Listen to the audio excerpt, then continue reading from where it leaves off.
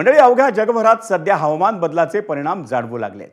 या हवामान बदलाचा सामना करण्याच्या दृष्टीनं मॅनग्रोव्हची जंगलं ही महत्त्वाची भूमिका बजावतात.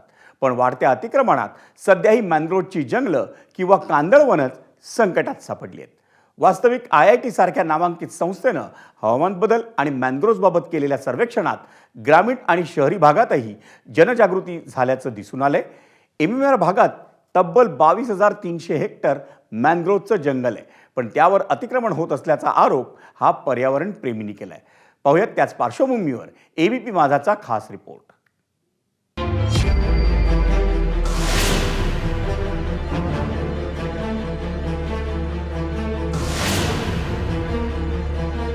कांदळवन पर्यावरणीय दृष्ट्या महत्त्वाची असणारी ही खारफुटीची जंगलं किंवा मॅनग्रोव्हज.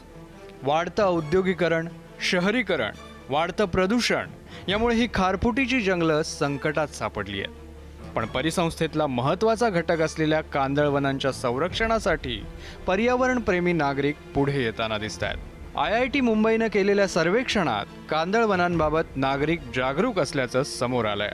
लोगों से ये जानना चाहा कि क्या वो मैंग्रोव कंजर्वेशन के लिए फाइनेंशियली या फिर इन काइंड कंट्रीब्यूट करना चाहेंगे. तो हमें रिस्पांस मिला लगभग कि 73% लोगों का कहना था कि हाँ वो फाइनेंशियली कंट्रीब्यूट करना चाहेंगे. लेकिन ये जो नंबर्स थे वो डिफरेंट थे हमारे तीनों रीजन्स के लिए. सेमी अर्बन के लोग ज़्यादा कंट्रीब्यूट करने के लिए विलिंग थे एज कम्पेयर टू रूरल और अर्बन एरियाज. कांदळवनाविषयीच्या या सर्वेक्षणातले महत्त्वाचे मुद्दे काय आहेत ते पाहूयात. संशोधकांनी 150 कुटुंबांशी संवाद साधला. त्यात 83% भागातील नागरिकांमध्ये हवामान बदलाचं ज्ञान दिसून आलं.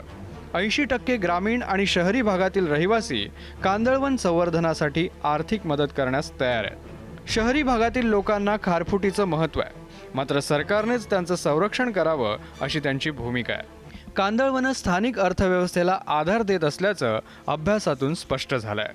पूर आणि चक्रीवादळासारख्या नैसर्गिक आपत्तीच्या वेळी कांदळवनांमुळे जैवविविधता टिकून राहते.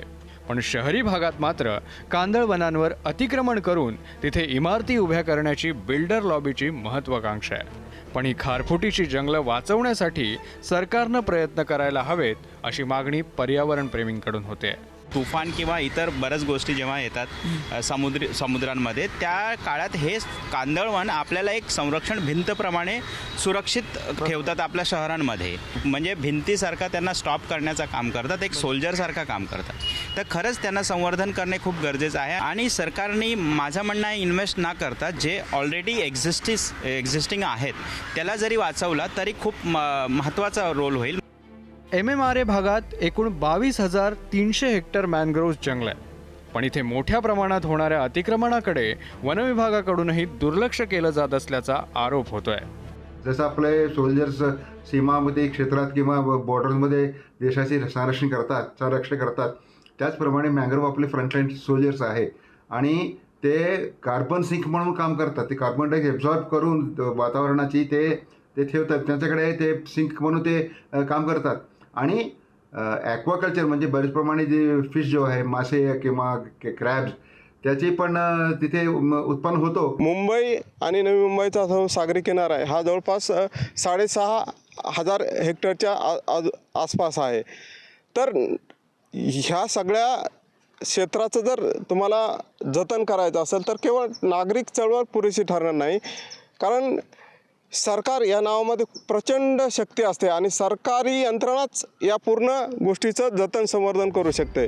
नवी मुंबईतल्या आंतरराष्ट्रीय विमानतळ उभारणीवेळी खारफुटी वनांचा बराचसा भाग नष्ट झाला.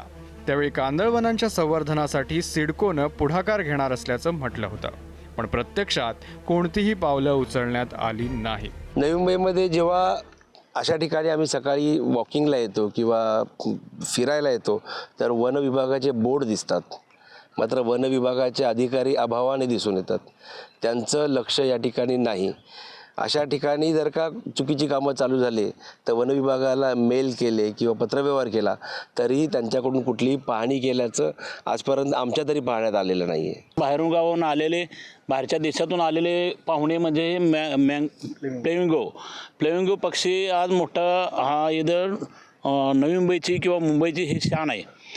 असं निसर्गरम्य वातावरणाचा जर नाश होत असेल तर हे कुठल्याही प्रशासनाला किंवा नागरिकांना हे परवडणारं नाही आहे. सिडको एअरपोर्ट डेव्हलप करण्यासाठी 250 हेक्टर मॅनग्रोव्ज डेव्हलप करायचं असं आणि सिडकोने रायटिंगमध्ये सुप्रीम कोर्टाला दिलेलं आहे.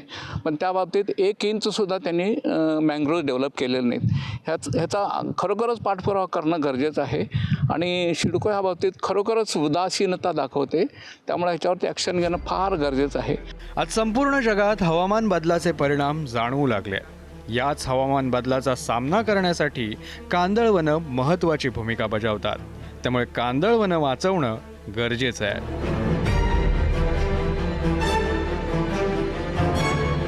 विनायक पाटीलसह ब्युरो रिपोर्ट, ABP माझा, नवी मुंबई.